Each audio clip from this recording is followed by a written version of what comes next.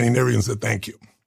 It took me maybe a decade to eventually figure it out. It became a very useful distinction for me about how he and I process that day differently, because I believe there's 3 decisions you make every moment of your life. You're making them right now if you're listening to me, and so is your audience.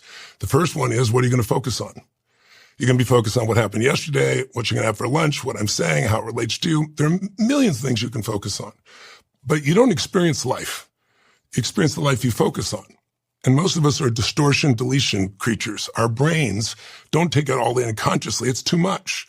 So our brains delete things. We distort things. We generalize things so we can make it through our lives. And so if you don't control your focus, you react. And that day, my dad's focus was on the fact he did not fit his family. It wasn't hard to figure out. He said it over and over again after he slammed the door. And my focus was, wow, there's food. What a concept. I was excited. But the second decision you make every moment, the minute you focus on something, your brain has to figure out, what does this mean? Is this the end or the beginning? Is this person dissing me? Are they challenging me? Are they coaching me? Are they loving me?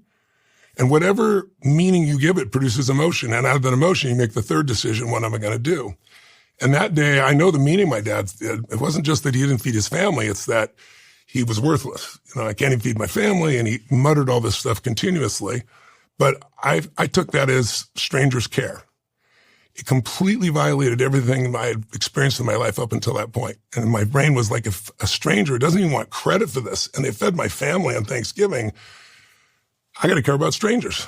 And so what I decided to do is someday I'm going to do this for others. And so when I was 17, I went out and I didn't have a lot of money, but I was doing okay. And I went to a grocery store and I told the manager what happened in my life.